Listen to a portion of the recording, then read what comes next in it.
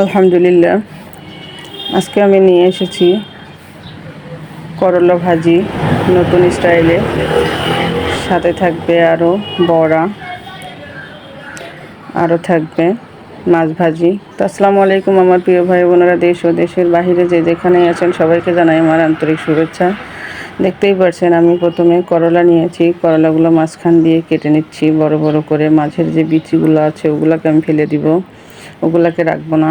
এভাবে অবশ্য আগে ধুয়ে নিয়েছি করলাগুলো আমি ভালো করে।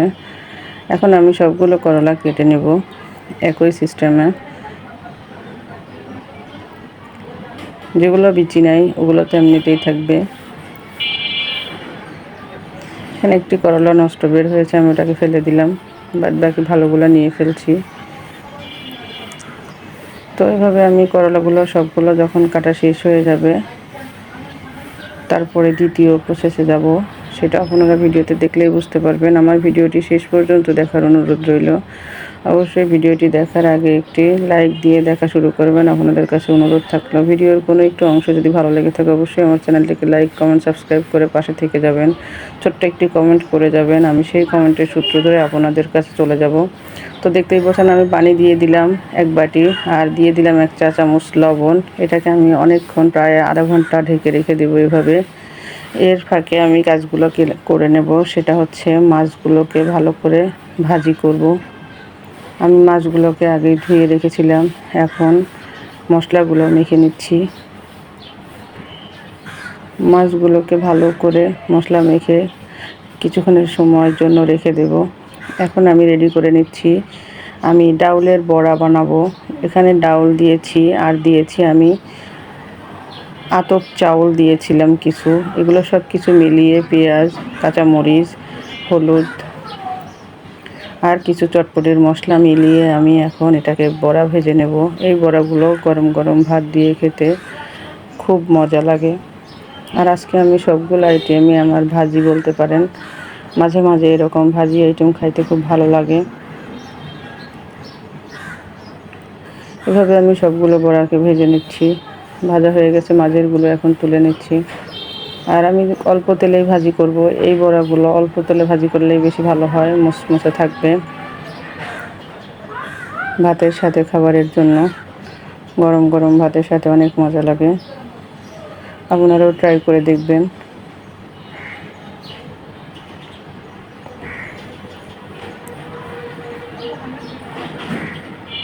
তো এইভাবে আমার বড়াগুলো ভাজা হয়ে গেছে, এখন আমি মাছগুলোকে ভেজে নেব। মাছগুলো দিয়ে দিলাম। মাছগুলো একদম কড়া করে ভাজবো, শুধু মাছ ভাজি দিয়েই ভাত খাবে, এই জন্য কোনো রান্না হবে না, ভাজি খেতে হবে।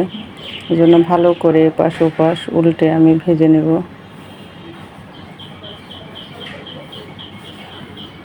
একটু বেশি সময় ধরে ভাজতে হবে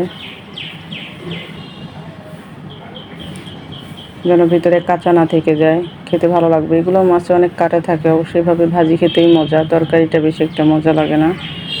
আমি মাছগুলো ভাজা হয়ে গেছে, এখন আমি ওই করলাগুলো পানি সেঁকে নিয়েছিলাম, নিয়ে এখন করলাগুলোকে এইভাবে আস্তে আস্তে দিয়ে দিচ্ছি। হয়তো অনেকে দেখে ভাববেন যে করলা কি এইভাবে খায়, বিশ্বাস করেন এতটা মজা হয়েছিল বলার বাহিরে। আপনারা অবশ্যই বাসায় ট্রাই করবেন। করলাগুলো দিয়ে দেওয়ার পরে আমি এখন দিয়ে দিলাম সয়া সস।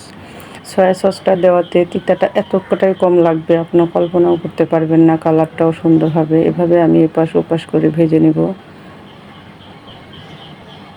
আমি কিছু লবণ দিয়ে দিলাম, এটাতে শুধু সয়া সস, সামান্য একটু লবণ, আর সামনে আমি আর একটা উপকরণ অ্যাড করব।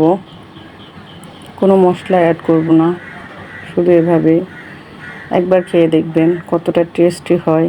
অনেক জিনিসের ভিতরে আল্লাহ রাব্বুল আলামিন অনেক মজা দিয়ে রাখছে, যা আমরা জানি না। এক একজন এক একভাবে করে সেটা বুঝতে পারে, জানতে পারে। এভাবে আমি এপাশ ওপাশ ভাজার পরে দিয়ে দিলাম কিছু পেঁয়াজ কুচি। আর এই পেঁয়াজ কুচি সেটা যখন লাল হয়ে আসবে বা ঘ্রাণটা এতটা ভালো বের হবে, দেখতে একটু অন্যরকম দেখা গেলেও খেতে কিন্তু দারুণ মজা লাগে, যা আমি নিজেও কখনো কল্পনাও করতে পারি না, এতটাই মজা হয়েছিল। এভাবে অনেক সময় ভাজার পরে কিছু পানি অ্যাড করে দিব। ভালো করে যখন ভাজা, দেখতেই পারছেন লাল হয়ে ভাজা হয়ে গেছে, আমি অনেকটা সিদ্ধ হয়ে আসছে। শুরুতেই পানিটা দেওয়া যাবে না, তাহলে তিতাটা বেশি লাগবে। যারা করলা পছন্দ করেন না খেতে, তারা এভাবে খেয়ে দেখবেন। আমি কিছু পানি অ্যাড করে দিলাম। এই পানিটাকেও শুরু থেকে দেওয়া যাবে না, কিন্তু বারবার বলছি আমি, তাহলে অনেক তিতা লাগবে। এভাবে ভেজে নেওয়ার পরে দিলে মোটেও তিতা লাগবে না। আমি নিজেই আশ্চর্য হয়ে গেছিলাম, করলাও এতটা তিতা ছাড়া হয় খাওয়া। এভাবে কিছুক্ষণ সময় ভেজে নেওয়ার পরে মাশাআল্লাহ সিদ্ধ হয়ে গেছে। আর এটাকে একটু শক্ত শক্তই রাখতে হয়, বেশি গলে গেলে একদমই ভালো দেখা যাবে না, ভালো লাগবে না খেতে। তো দেখুন মাশাআল্লাহ দেখতে কত সুন্দর হয়েছে, লোভনীয়, এবং খেতেও তার চেয়ে বেশি মজা ছিল। আমার প্রিয় ভাই ও বোনেরা যে যেখানেই থাকবেন, সবাই ভালো থাকবেন, সুস্থ থাকবেন। সব সময় আল্লাহ রাব্বুল আলামিনের কাছে এই দোয়াই করি, আপনারাও আমার জন্য দোয়া করবেন, আমি যেন সব সময় ভালো কাজে নিয়োজিত থাকি। তো সব কিছু মিলিয়ে আজকে ছিল আমার এই ভিডিও। আল্লাহ হাফেজ।